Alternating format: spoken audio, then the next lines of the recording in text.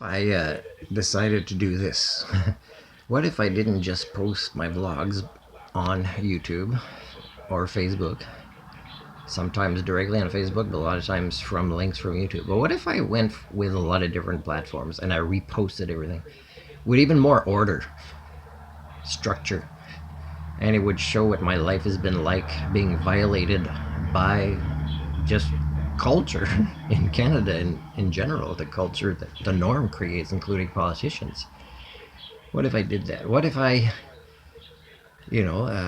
got famous from this and then I said to CBC, I'd like to have a debate with either the BC or maybe a national or multiple provincial ministers of education. Say, explain this. This happened to me in your province.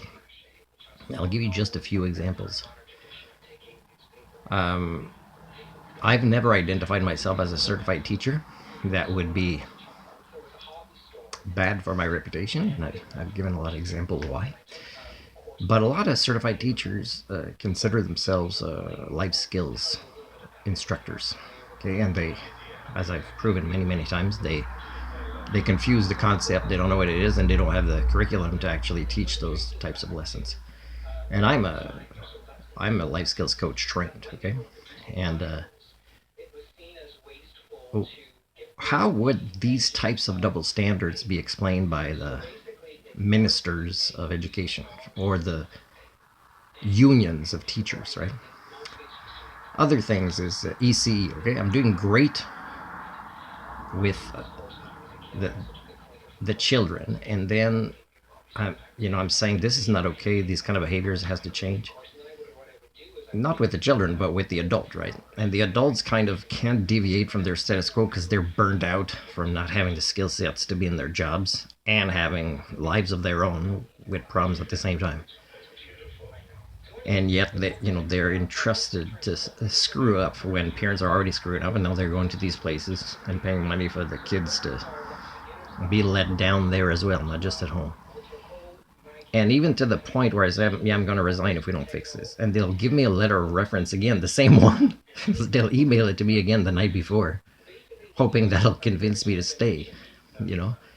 And they still don't change. They still don't put the children first, right? Because they don't realize how unfit they are to be in their roles because they haven't addressed their own issues.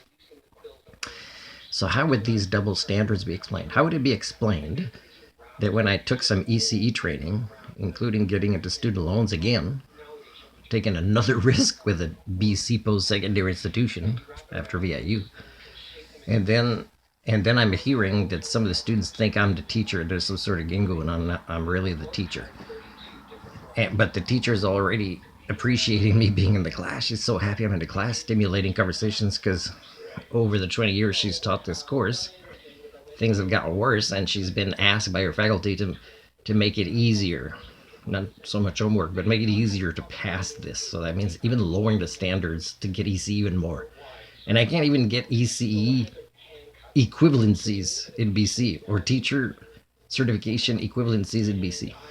So, and when I worked in classrooms with kids with particular barriers, and often it's because their self-esteem is attacked or because they have troubles in one way, it's not acknowledged how they have superiorities in other ways, but also it's not acknowledged how to get them to communicate better like a life skills coach can, so that they can teach the teachers how to help them, succeed more in the way, schools are structured, particular way, not necessarily learner centered or emergent curriculum centered. And there's so much that teachers can learn if they pay attention to these students. But I'm helping sometimes teachers with the structure that's bad or their lack of skill sets as certified teachers. And then it gets to the point that I'm criticized by these teachers by not helping them enough in their job while I'm there specifically for, helping certain children with let's say special needs. But the special needs are often the result of broken cultures that make them special needs, right? Not all the time as hard to overcome as, people think. So how do these double standards get explained? and how, as a highly skilled professional polymath with skill sets where I can take over for a teacher and do better, and yet when I do better, I get criticized for it. Or I get said, oh, you should take this course that I did, or get this certificate because you're doing so well. Yes, I'm already doing better than you, and yet you want me to go do a course that you did, and you think you're learner or child centered instead of asking me, how did you do so well? And again, it's always, this is unions, I think, more in charge, but school district realize, yes, we're having these issues, and yes, they're coming again in September, and that's not what I'm hearing in the news. What kind of problems are being solved in the education systems across Canada? And it hurts the learners that they enter chaos at the beginning of the year, and that the chaos stabilizes with a tiny sense of security, but it's still very low quality stuff. It's in big part teachers' unions. Teachers' unions don't allow what are essentially the biggest rebels to learning, the certified teachers and long-term senior, school district staff. The learning process, they don't allow the teachers to learn the skill sets that they didn't learn during teacher training, and that I'm role modeling, but they still kind of don't see it. So they're having a harder time. It's harder and harder on the children.